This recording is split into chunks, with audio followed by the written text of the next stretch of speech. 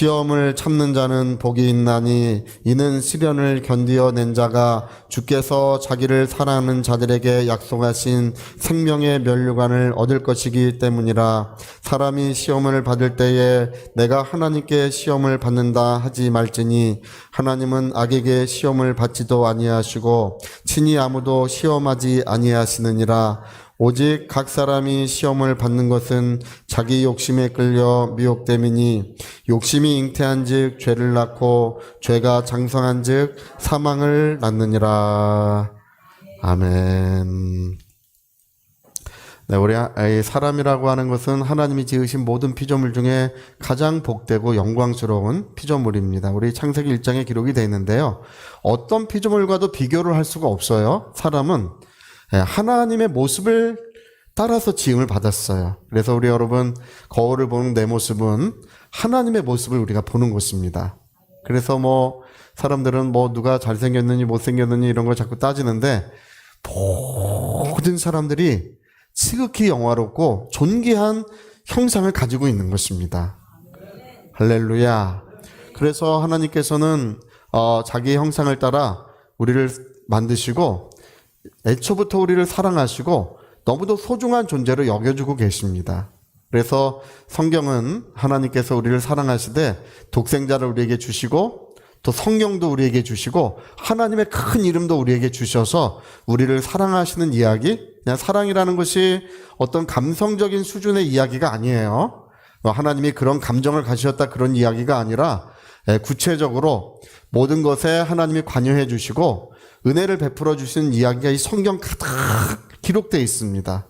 여러분, 이 성경이 기록된 이유는 무엇입니까? 오늘도 이 성경에 기록된 말씀과 사건들을 우리에게 재현시켜 주시기 위하여 기록되어 있는 것입니다. 오늘도 이 기록된 모든 사건과 말씀들은 우리에게 그대로 이루어지고 있습니다. 할렐루야. 그래서 하나님께서는 우리를 너무 소중하게 여기시는데 특별히 우리 사도 바울이 되게 중요하게 말씀하는 것이 있어요. 뭐냐면 하나님은 사랑하는 자들을 그의 동역자를 삼으신다는 것입니다. 함께 일하기를 원하고 계신다는 거예요. 그래서 저와 여러분은 우리 하나님의 영광의 자녀들 되었지만 하나님의 나라에서는 하나님의 신실한 동역자가 된 것입니다. 위로부터 기름이 부어지고 능력이 덧입혀지며 하나님이 우리의 앞길을 지키고 인도하시는 중요한 이유 중에 하나는 우리와 하나님의 역사를 이루어 가시기 위하여, 하나님의 뜻을 이루어 가시기 위하여 기름 부음이 임하고 또 때로는 부유함도 임하고 능력도 임하는 것입니다. 할렐루야. 근데 하나님의 동역자를 삼으실 때 그냥 동역자를 삼으시지 않으시고 어떤 과정을 통해서 우리를 동역자를 삼으신대요. 근데 성경에 읽어보면요, 첫 번째가 뭐냐 하면 믿음으로 살도록 우리를 인도하신대. 믿음으로 살도록. 할렐루야. 믿음으로 사는 사람을 만들어 주신대요. 뭐로 사는 사람이요? 믿음으로 사는 사람. 그래서 우리에게 시련이 오는 중요한 이유 중에 하나는 하나님이 우리를 믿음으로 살도록 하시기 위하여 시련을 베푸신대요. 우리 신명기 8장 2절에서 3절 우리 띄워줄 테니까요. 그냥 앞에 보시면 될 것 같습니다. 우리 2절 같이 한번 읽어볼까요? 내 하나님 여호와께서 이 40년 동안에 내게 광야의 길을 걷게 하신 것을 기억하라. 이는 너를 낮추시며 너를 시험하사 내 마음이 어떠한지 그 명령을 지키는지 지키지 않는지를 알려 하심이라. 자, 3절 보세요.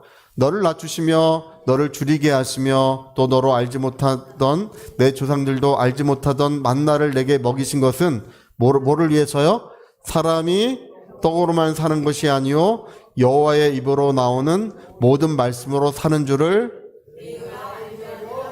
뭘 알게 하시려고 그러셨다고요?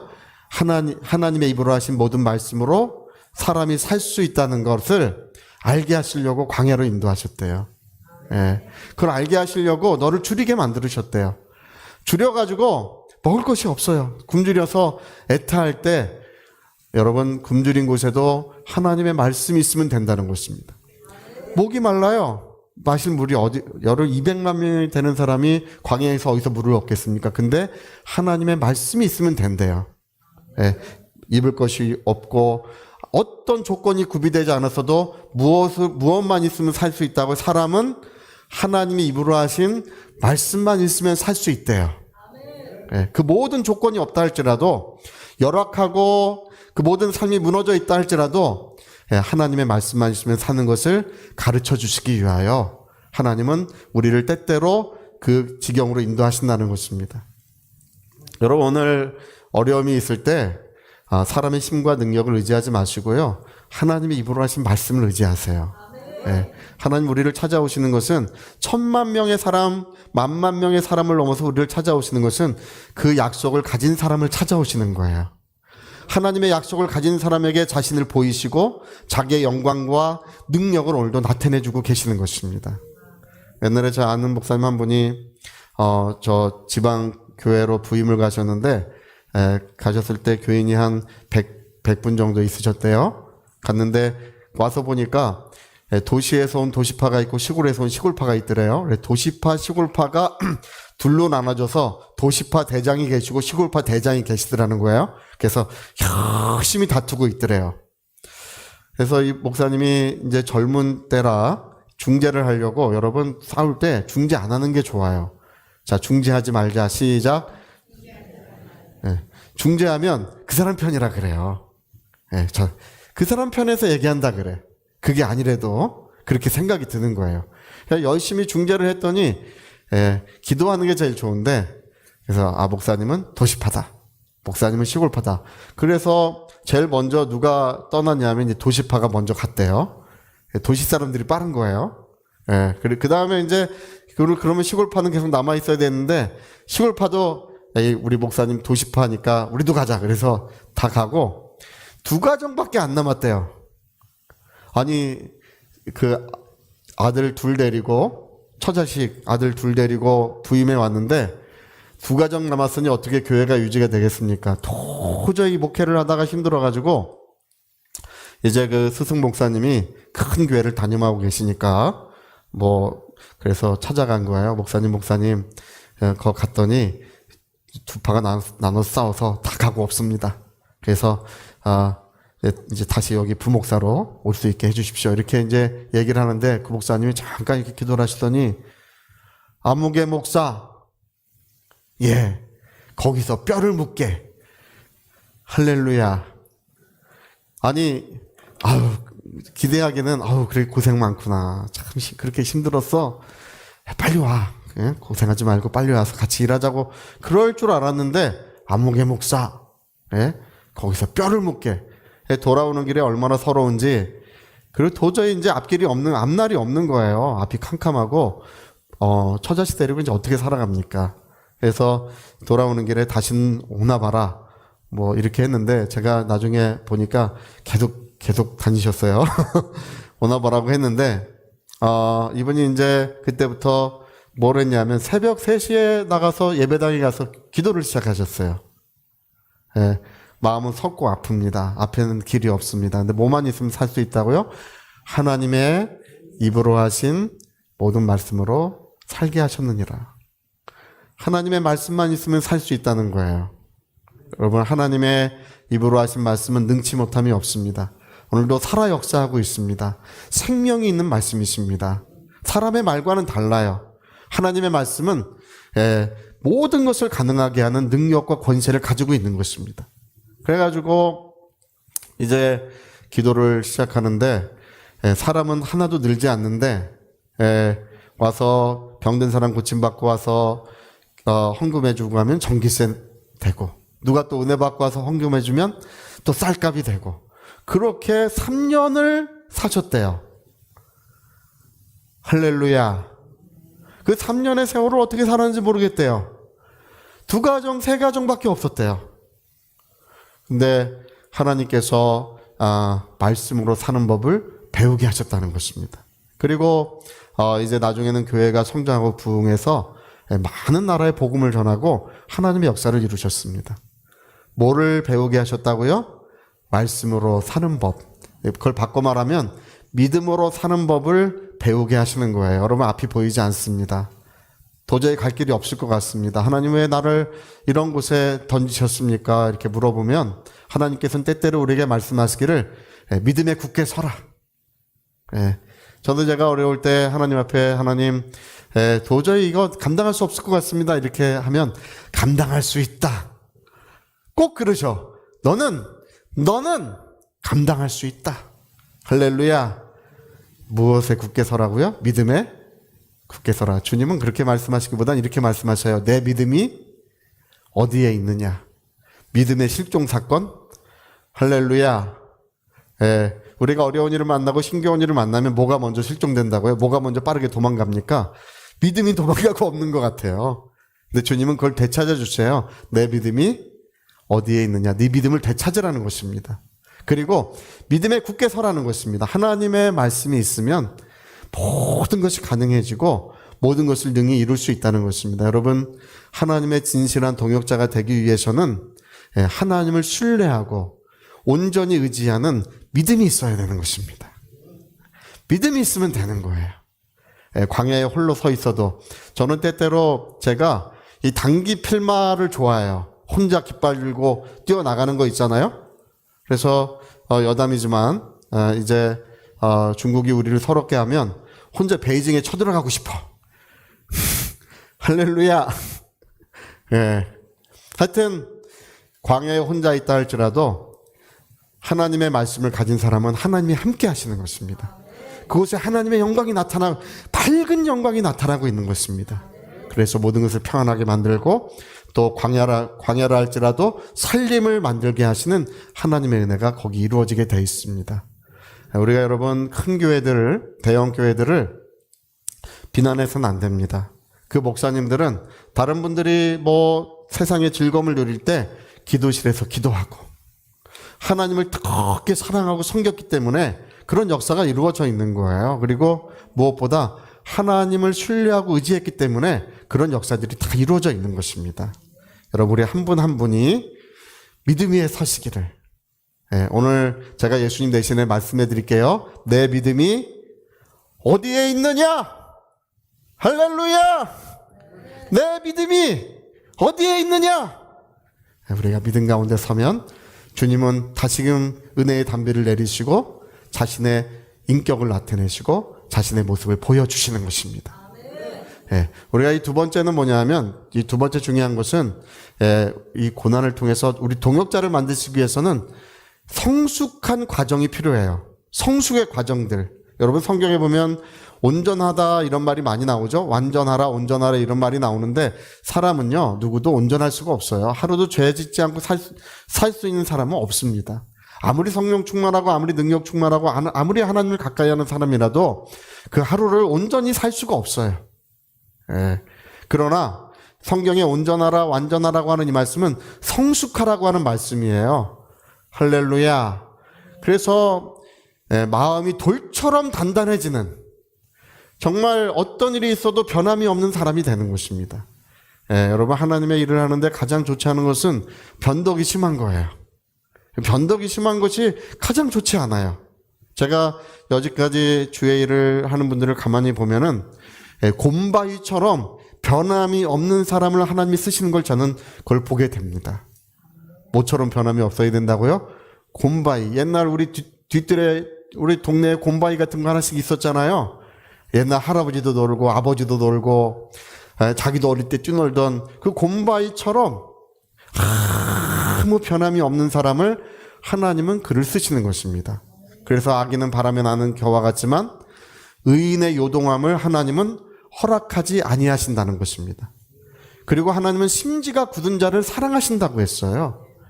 아주 저는 제가 이 자리를 죽을 때까지 지킬 것입니다.